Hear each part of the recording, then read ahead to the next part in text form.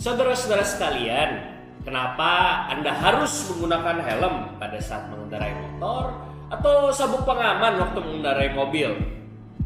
Setidaknya ada dua hal yang saya temukan ketika saya menanyakan orang-orang terkait kenapa mereka melakukan hal tersebut. Yang pertama, menggunakan helm atau sabuk pengaman karena merasa takut ditilang polisi atau takut terkena denda karena lumayan harganya. Tapi yang kedua, Bapak Ibu Saudara sekalian, ada orang-orang yang memang menggunakan helm maupun sabuk pengaman karena mereka sadar apabila ada hal-hal yang tidak diinginkan terjadi, mereka akan aman karena menggunakan perlengkapan yang semestinya. Oleh karena itu, Bapak Ibu Saudara sekalian, sekarang kita paham bahwa sebuah tindakan bisa dilandasi oleh satu, dua, atau bahkan lebih motivasi yang berbeda-beda.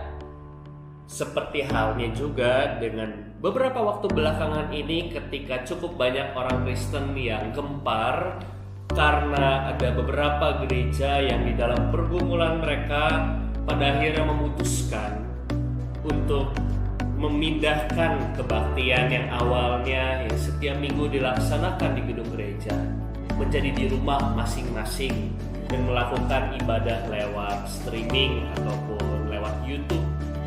Di dalam percakapan dengan jemaat-jemaat, dengan pendeta-pendeta yang lain, ada beberapa respon yang sangat berbeda dari satu dengan yang lainnya. Respon yang pertama mengatakan gereja bertindak terlalu berlebihan. Salam damai berubah, kemudian kok jadi tidak salaman lagi dengan pendeta waktu selesai kebaktian, kok sampai harus kebaktian ditiadakan, oh ini berlebihan kok, rasanya gereja kehilangan Tuhan dan sebagainya. Tapi di sisi yang kedua, saya menemukan juga bahwa ada jemaat-jemaat, saudara-saudara rekan-rekan pendeta yang mengatakan bahwa ini adalah sebuah tindakan yang tepat untuk mencegah bencana yang pada saat ini kita rasakan bersama lebih meluas ke arah yang lainnya.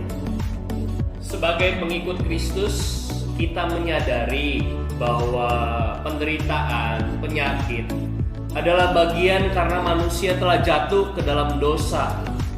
Dan itu adalah bagian dari salib yang harus kita pikul juga bersama-sama.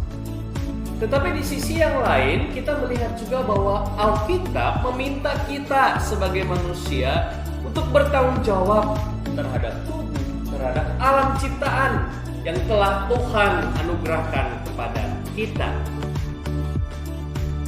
Misalnya saja saudara-saudara sekalian, saya akan mengambil dari 1 Korintus pasal 6 ayat 19 sampai 20 yang berbunyi demikian.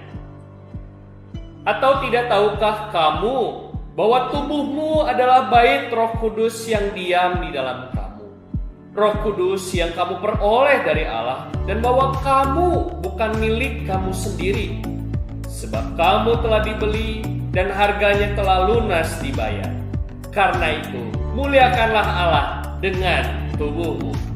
Dengan demikian, Bapak Ibu Saudara sekalian, kita sekarang memahami bahwa menjaga tubuh sebenarnya bukan sebuah bentuk kurangnya iman seorang Kristen. Justru sebaliknya, kita harus menjaga tubuh kita. Kita harus menjaga saudara-saudara kita dari penyakit sebagai bentuk pertanggungjawaban iman kita kepada Tuhan. Karena tubuh kita, karena saudara-saudara kita adalah berkat yang Tuhan telah anugerahkan kepada kita. Dan oleh karena itu harus kita jaga dan lindungi bersama. Oleh karena itu saudara-saudara sekalian, mari kita dukung bersama program-program kesehatan dan social distancing, baik oleh gereja saudara-saudara, oleh pemerintah setempat, sehingga kita bisa terus menjaga kesehatan tubuh kita, kesehatan saudara-saudara dan keluarga kita, sebagai bentuk dari kita menghargai berkat yang Tuhan telah anugerahkan kepada kita. Kiranya Tuhan menolong dan memberkati kita sekalian.